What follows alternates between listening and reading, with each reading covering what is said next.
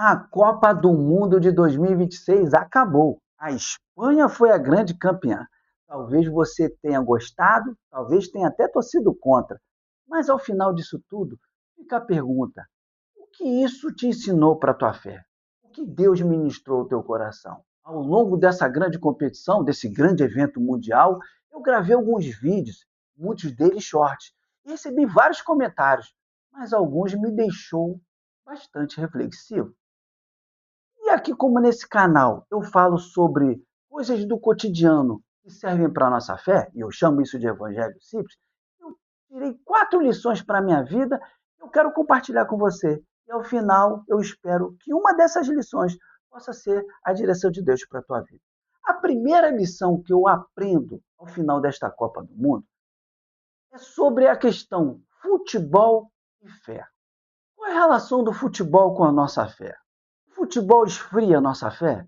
Falar de futebol, falar de fé é profano? Eu recebi alguns comentários. Ih, não tem nada a ver, futebol com fé, ih, coisa mais de brasileiro. Enfim, pessoas que com certeza não assistiram o vídeo todo e aí viram o título e de repente olharam e ficaram, ou até mesmo são crentes, mas acham que coisas de Deus é uma coisa, coisas do mundo são outra, e nós não podemos. Gente, os crentes, nós estamos em vários lugares, inclusive no futebol, vimos vários jogadores falando da fé, até oração dentro do campo. Então, isso é a coisa mais comum. O Senhor Jesus, quando orou por nós na oração sacerdotal, em João capítulo 17, ele disse: Não oro para que os tire do mundo. Ele não pediu ao Pai para tirar a gente do mundo. Ou seja, ele orou para o Pai nos guardar no mundo, porque nós vamos estar em todos os lugares. Então não é profano torcer por um time, pela seleção, assistir jogo de Copa do Mundo. E também não é profano eu usar coisas do dia a dia para falar da minha fé. Como eu vi em comentários também, quem mais fez isso foi Jesus. Ele falava sobre o evangelho usando parábolas. Você vai ver a parábola do semeador, grandes eruditos, e eu vejo assim também, aquela cena, Jesus no vale, e aí os ouvintes ali, ele falando sobre a parábola do semeador. E aí eles olhavam Jesus e viam aquele campo lá, o camarada semeando, e ele via a semente, a terra, aí ele via Jesus falando que era a palavra, os diferentes reações acerca da palavra. Então Jesus usava as coisas do cotidiano para falar da fé. E você assistiu a Copa? O que você pensa desse assunto? É profano? É santo? Não tem nada a ver? Coloca aí no comentário. Eu vou gostar de ouvir, de ler teus comentários e vou responder. Até aqueles que eu não concordo, eu vou responder. Mas a outra lição que eu aprendo dessa Copa do Mundo é em cima de uma outra seleção, que era a grande favorita para ganhar a Copa. Até mesmo eu achava que ela era a grande favorita. E ela nos mostrou o contrário. E a França nos ensinou que ninguém é imbatível. E o que isso tem a ver com a fé? Porque muitas vezes nós, no caminho da fé, a gente acha assim: pronto, agora eu estou firme, eu já me batizei, eu agora sou pastor, ninguém me derruba mais. É igual a França, ela era a grande favorita, como eu falei, eu também achava, várias pessoas achavam, jogava bonito, tem excelentes jogadores, inclusive que pode ser o melhor do mundo, mas ela não ficou nem em terceiro lugar, ela ficou em quarto.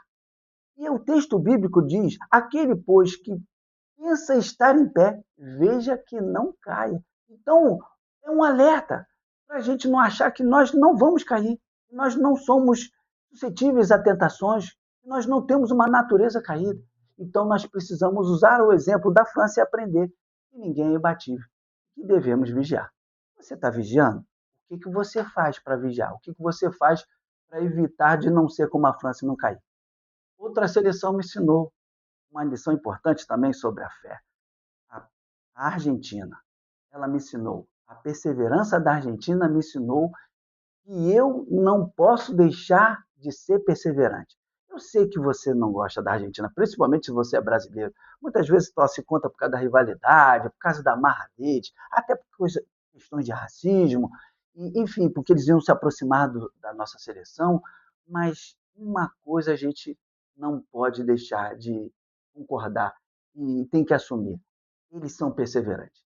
Eles não se entregam. Eles vendem a derrota muito caro.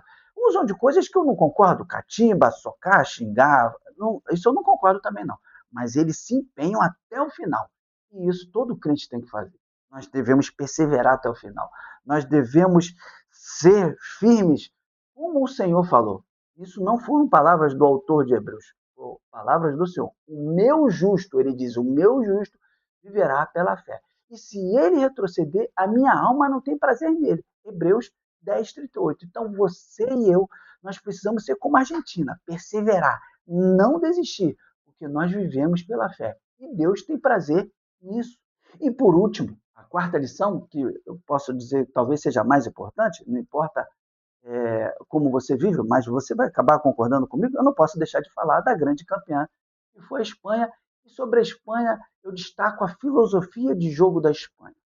E o que isso tem a ver com a minha fé? Olha só, desde 2010, que a Espanha ganhou seu primeiro título, ela joga dessa forma. Ela já jogava antes assim, mas ela foi campeã em 2010 e ela sempre joga com posse de bola.